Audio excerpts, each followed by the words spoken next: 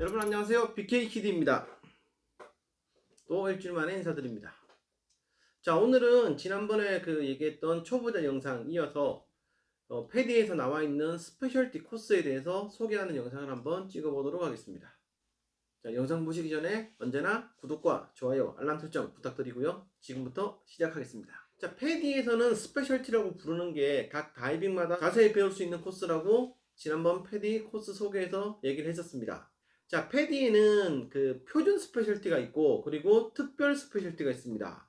표준 스페셜티는 뭐냐면 패디에서 교육 내용을 다 작성을 해가지고 이렇게 가르치면 돼 하고 학생 교재까지 나와 있는 그런 스페셜티를 표준 스페셜티라고 그러고, 그 다음에 특별 스페셜티는 이 표준 스페셜티 외에 또 다른 걸 가르치고 싶을 때 강사가 자기가 어떻게 가르치겠다고 다 기술을 해서 패디에서 허가를 받을 수 있습니다.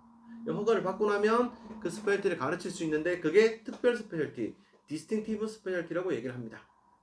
자, 그러면 먼저 표준 스페셜티부터 살펴보겠습니다. 패디에는 보시는 바와 같이 총 33개의 표준 스페셜티가 있습니다. 종류가 굉장히 많죠.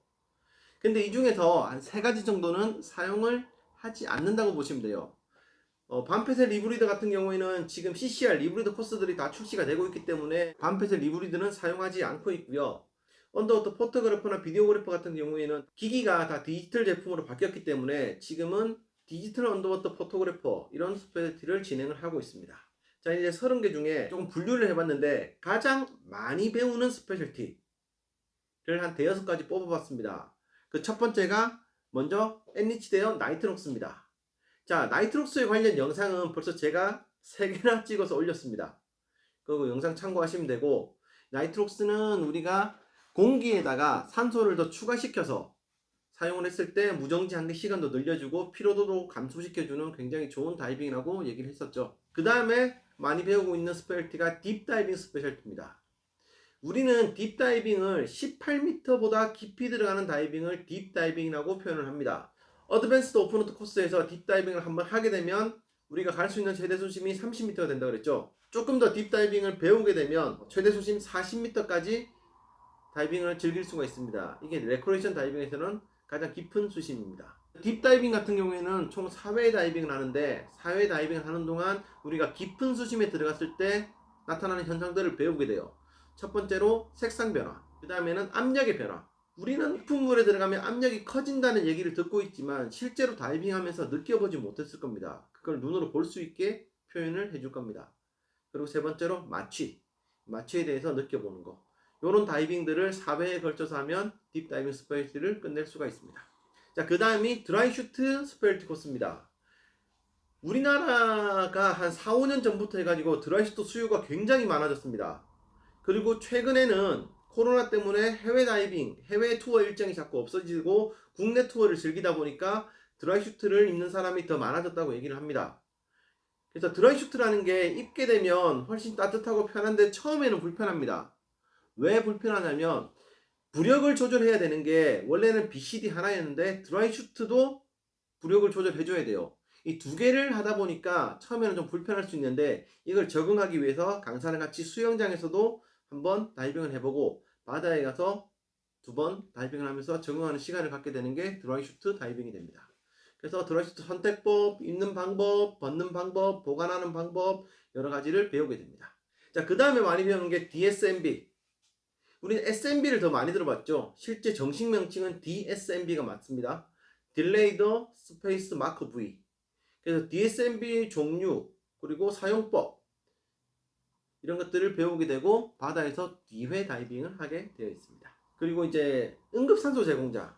우리는 오픈워터 때부터 계속 배웠습니다. 다이빙 상에서 가장 좋은 응급처치는 산소를 제공하는 것이다. 근데 그 산소를 어떻게 제공하는지를 잘 모르고 있죠. 그래서 그 산소를 제공하는 방법을 배우는 걸 응급산소 제공자 코스라고 얘기를 합니다. 저 같은 경우에는 레스큐 코스에서는 반드시 이 응급산소 제공자 코스도 같이 교육을 하고 있습니다. 이 정도가 우리나라에서 가장 많이 교육을 하고 사람들이 가장 많이 배우고 있는 스페셜티가 됩니다. 그 다음에는 이제 사람들이 배우고 싶어 하는데 잘 접하기가 힘든 스페셜티들이 있죠. 첫 번째로 사이드 마운트. 사이드 마운트는 BCD가 달라지고 탱크를 등이 아니라 옆에 이렇게 걸게 되죠. 2개의 탱크를 이용할 수 있는 최초의 레크레이션 다이빙이 됩니다. 장비 사용법부터 여러 가지를 배워야 되는데 핀킥을 조금 할 줄 알아야 여러분들이 사이드 마운트를 배우는데 훨씬 도움이 됩니다. 그래서 핀킥을 조금 배우고 나서 사이드 마운트를 배우시는 게 여러분들한테 큰 도움이 될 겁니다. 그 다음에 DPV라 그러죠. 다이버 프로펄션 비클. 물속에서 우리가 타고 다니는 스쿠터, 수중 스쿠터라는 표현을 많이 쓰는데 요거 같은 경우에도 보유하고 있는 데가 별로 없다 보니까 교육을 받기가 힘들었습니다. 근데 최근에는 보유하고 있는 센터가 점점 늘어나고 샵들이 많아지고 있죠. 그래서 지금은 마음만 먹으면 얼마든지 배울 수 있다는 거. 근데 DPV를 본인이 사지 않고 렌탈을 해서 써야 되기 때문에 조금 더 이렇게 비용이 들어갈 수 있습니다. 그리고 렉 다이빙 같은 경우, 난파선 다이빙 같은 경우에는 예전에는 외국에서만 했었어요. 근데 지금 강릉에 난파선들이 계속 들어가고 있죠. 그래서 동해에서도 난파선 다이빙을 이제 즐길 수가 있습니다. 그래서 난파선 다이빙 스페셜티도 사람들이 굉장히 많이 관심을 가지고 있는 스페셜티가 되죠. 자, 난파선 다이빙 같은 경우는 총 4회 다이빙을 합니다. 그래서 난파선을 보고 오고, 그 다음에 길이나 사이즈 같은 걸 측정해보고, 우리가 진입을 할 거면 어떻게 진입할 수 있는지를 계획을 짜고, 마지막에는 실제로 진입까지 해보는 게 난파선 다이빙 스페셜티가 됩니다. 자, 그리고 DUP, 디지털 언더워터 포토그래퍼라는 스페셜티가 있습니다. 요거는 이제 사진을 찍는 게 되는데 물속에서 디지털 카메라로 사진을 찍고 그리고 물 밖에서 보정하는 것까지 그게 다 포함된 게 DUP 코스가 됩니다. 자, 이 정도가 이제 사람들이 관심을 많이 가지고 있는 스페셜티 코스들이 되죠. 제가 추천하고 싶은 스페셜티 중에 장비 스페셜티라는 게 있어요. 이거는 이제 장비를 어떻게 선택을 하고 어떻게 관리하고 이런 것들을 배우는 건데 요거를 배우고 나면 장비에 대한 이해가 굉장히 넓어집니다. 그래서 본인의 장비를 선택하거나 본인의 장비를 관리하는데 큰 도움이 돼요. 그래서 이런 것도 배워두면 여러분이 앞으로 다이빙 하는데 좋은 스페셜티가 될 겁니다. 자, 그리고 패디에서는 그 해양 환경 보호를 굉장히 중요시합니다. 그래서 이 해양 환경 보호를 위한 스페셜티가 몇 가지가 있는데 그게 프로젝트 어웨어, 그리고 산호 암초 보존, 상어 보존, 그리고 마지막으로 다이브 어게인스트 데브리스라고 해서 수중 쓰레기 수거, 이런 스페셜티들이 있습니다. 그리고 좀 몸이 불편한 사람들을 도와주는 스페셜티도 있어요. 그게 어댑티브 테크닉이라고 얘기를 합니다. 그러니까 장애인이라든가 뭔가 조금 불편한 사람들이 스쿠버 다이빙을 즐길 수 있게 가르치는 게 어댑티브 테크닉이 되고, 이 어댑티브 테크닉 코스를 가르칠 때 옆에서 도와주는 사람들이 배울 수 있는 게 어댑티브 서포트 다이버라는 스페셜티가 있습니다. 그래서 누군가 이렇게 몸이 불편한 사람을 도와주기 위한 스페셜티들도 준비가 되어 있다는 거. 그리고 우리나라에서는 조금 불편한데 외국 나가면 배우기가 좀 편한 스페셜티들도 있죠. 야간 다이빙. 야간 다이빙은 총 3번을 해야 되는데 뭐 이렇게 해외 투어 가가지고 야간 다이빙 계속 하실 때 배우는 게 훨씬 편하실 겁니다. 우리나라 같은 경우에 동해에서는 야간 다이빙이 조금 힘들죠. 뭐 군사 지역이라서 그렇다는 얘기가 있는데, 그래서 저기 경북 쪽으로 내려가지 않으면 강원도 쪽에서는 야간 다이빙이 조금 제한이 있습니다. 외국에 나갔을 때 배우기 쉬운 게 또 이렇게 물고기 식별이 있습니다. 저는 팔라우에 가면 이렇게 블루코너라는 포인트를 굉장히 좋아합니다. 거기 가면 정말 많은 물고기들이 있죠. 그리고 물이 들어갈 때랑 나갈 때랑 또 어종이 달라집니다. 하루 종일 거기서 다이빙 하라 그래도 할 것 같아요. 그래서 물고기들이 너무 많은데 그냥 보기만 하면 재미가 없잖아요. 저게 어떤 종류인지 이런 것들을 구별해보는 물고기 식별 코스도 다이빙에 흥미를 느끼는데 아주 좋은 코스가 됩니다. 조류 다이빙, 드리프트 다이빙이라는 게 있습니다. 조류가 강한 데서는 조류를 거슬러 가는 게 아니라 조류를 타고 이렇게 가면 굉장히 편안하게 다이빙을 즐길 수가 있거든요. 굳이 핀킥을 안 해도 나는 가만히 있어도 조류를 타고 계속 흘러가게 될 겁니다. 근데 계속 흘러가기만 하면 보트랑 멀어질 수 있죠. 그런 것들을 어떻게 조치하는지를 배우는 게 드리프트 다이빙이 됩니다. 야간 다이빙이나 드리프트 다이빙, 물고기 식별, 이런 다이빙들은 여러분들이 해외 투어를 갔을 때 거기서 배우는 게 좀 이렇게 배우기가 편하지 않을까 하는 생각이 듭니다.